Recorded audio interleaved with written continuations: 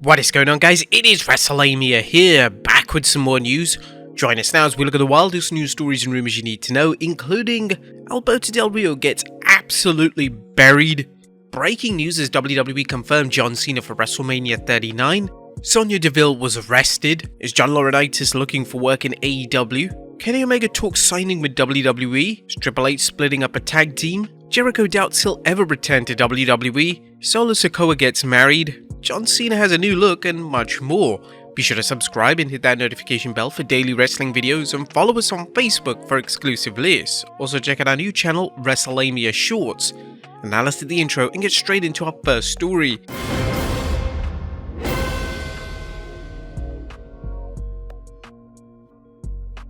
Our first story looks at WWE confirmed John Cena for WrestleMania 39. That's really exciting news as WWE have confirmed Cena for WrestleMania 39. Earlier today, WWE released the official WrestleMania poster and Cena is featured on the poster art. Cena is set to return to Raw on Monday and it's expected that he will wrestle Austin Theory at WrestleMania. The official poster looks really cool. What do you guys think of it? Let us know in the comments down below. Sonya Deville was arrested. Now, some more breaking news as Sean Ross Sapp of Fightful.com has tweeted the news that Sonya Deville was arrested in New Jersey. He tweeted, "Fightful has learned Sonya Deville was arrested in New Jersey recently for having a firearm in her vehicle. She has a permit in Florida, but it wasn't valid in New Jersey. She's in the process of getting it thrown out and we're told she started carrying after the home invasion." As some of you may know, Sonya Deville was being stalked and the stalker actually managed to get into her house. Sapp also continued tweeting, "Sources indicate that Sonya was celebrating with her fiance and that the gun was in their vehicle as it was being validated. WWE sources indicated there was no heat on Sonya Deville as they understand why she would want to protect herself following the stalker home invasion situation. We're told that following that situation, Sonya actually got help from a judge in expediting a permit in Florida to protect herself." Alberto Del Rio gets absolutely buried. Atop of today's news is a magma hot tweet from AEW's Maxwell Jacob Friedman concerning former WWE superstar Alberto Del Rio. The social media mayhem began after a fan tweeted a picture of MJF and a picture Del Rio asking readers to describe what was different about the pictures. The text ended claiming they're the same picture. A fan tweeted back, "Except MJF isn't a racist." But things heated up with MJF firing back with this one. "Except I'm not a racist, an abuser, a bad promo, a poser, a bitch, and a drug addict, and an overrated wrestler." The tweet from Wrestling Salt of the Earth seemed to come out of right field as MJF went hard on Del Rio. It's unknown if there's any heat between the two wrestlers or this is a case of MJF playing his heel character 24/7 and going off when someone compares him to another wrestler. Damn, what a burial though. Next up, Kenny Omega talks signing with WWE. Is Kenny Omega gonna sign with WWE? Well, that remains to be seen, but Omega recently chatted with Renee Paquette about what motivates him now when it comes to wrestling. The first thing that came into my mind wasn't a title, wasn't some kind of accolade. I feel like whatever I can contribute to wrestling, I want to be able to help people in the next generation realize their potential as quick as possible or quicker than I was able to do. What he seems to want to do now is guide the stars of tomorrow. If I can help give anyone advice or push them into a certain direction that can lead to something good for them career-wise down the road, that is where I like to see myself. The cleaner told Paquette he's established career goals in terms of titles and industry awards. "I don't feel like I have too many goals or aspirations of my own anymore. It sounds like Omega is focusing on using his own star power and experience to help other wrestlers and that wherever he feels he can do this the greatest will be his home." While WWE and Omega have expressed interest in exploring a deal, it's unknown when the former AEW World Champion's AEW contract will be up. Although Omega's AEW contract reportedly expired at the end of January 2023, AEW is adding some or all of the time he was sidelined due to injuries, roughly 9 months. This may work out for the best as the Young Bucks AEW deal is expected to wrap up at the end of 2023 and rumor has it that Omega and the brothers Jackson could sign a deal together for wherever they decide to go or stay. Next up, Triple H looking to split a long-running tag team? Is Triple H looking to split up Alpha Academy? Well, that's the report making the rounds, but there's also talk that Chad Gable and Otis aren't gung-ho about the idea. WKRD Wrestling, which has been breaking stories of late, tweeted, "There have been discussions of pushing Chad Gable as a more of a serious single star while moving Otis to maximum male models in a comedy role. Gable and Otis are on the fence about splitting up due to their long-time close friendship. Otis and Gable have been friends for over a decade when they bonded while training for the Olympics.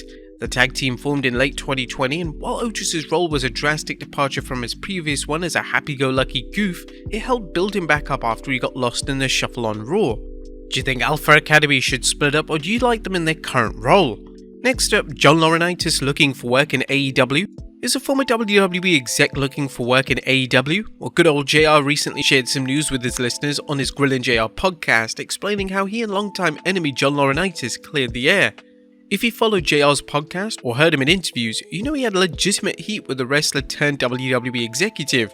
Laurinaitis joined the WWE in 2001, eventually becoming Director of Talent Relations. In late 2022, Ross remembered his time working with Laurinaitis in WWE. I had a hard time as I went on with trusting Laurinaitis. That's sad to say. I hired him, I gave him a job when he needed it. I don't think he treated me quite right. He just wanted to show Vince that he was a better manager than JR and all those things. So now his ass is without a job and he deserves the goddamn misery that he's living, that I perceived that he's living, and I didn't like how he treated me. Ross revealed how he was in a restaurant in Phoenix, Arizona when Laurinaitis approached him. The man in the black hat was expecting a confrontation, but instead, we had a nice conversation. I told him, I said, you know, I'm too old and I'm trying to overcome these issues of my skin cancer and all the subsequent treatment. I got more important things to worry about than having a grudge and living a grudge.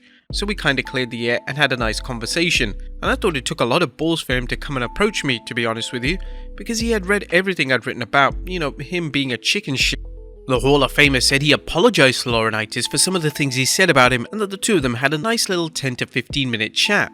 JR said that while the two are unlikely to exchange Christmas cards, he admires the man for making the first move. Ross pondered on the idea that the former WWE exec might be seeking employment in AEW. He didn't tell me this, Laurinaitis, but he may be looking for work. I don't know, I didn't ask him. His wife's been sick and she's surviving well, it seems like, and I like her a lot. Really nice lady. Moving forward, it was kind of cool, but it was a nice thing.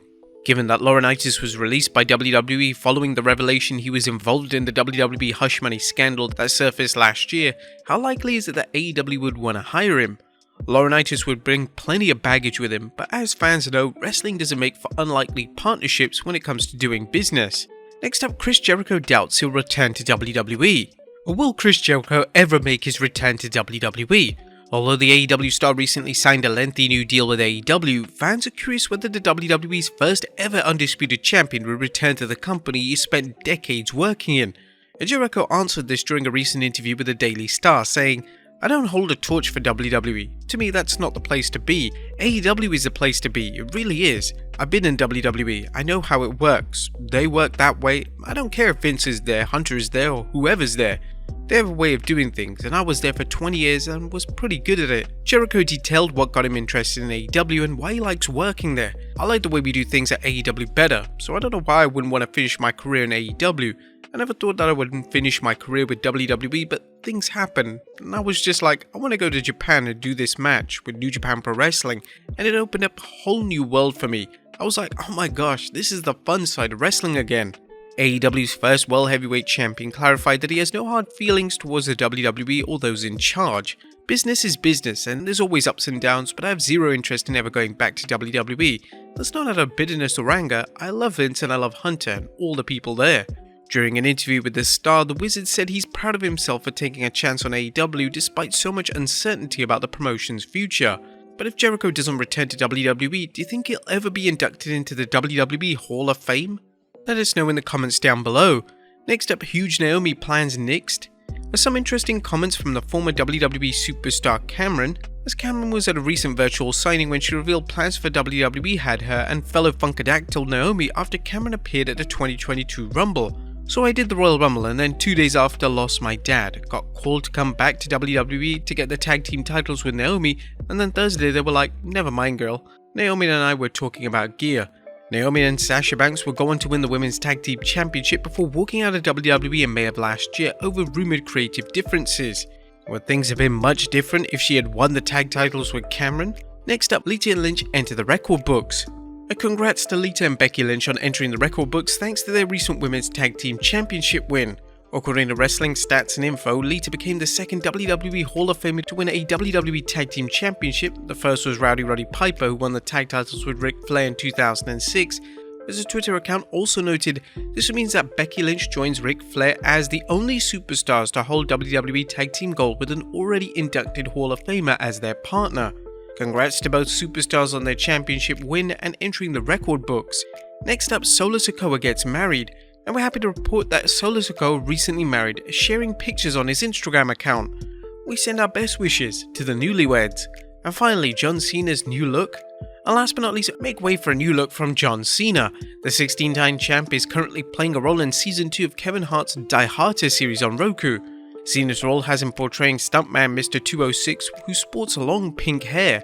Now, this isn't the first time Cena has played dress-up, as recall photos from his role in the recent upcoming film Ricky Stanicki, where Cena was done up in drag. What do you think of Cena's new look? Let us know in the comments down below, and I'll see you next time with some more wrestling content.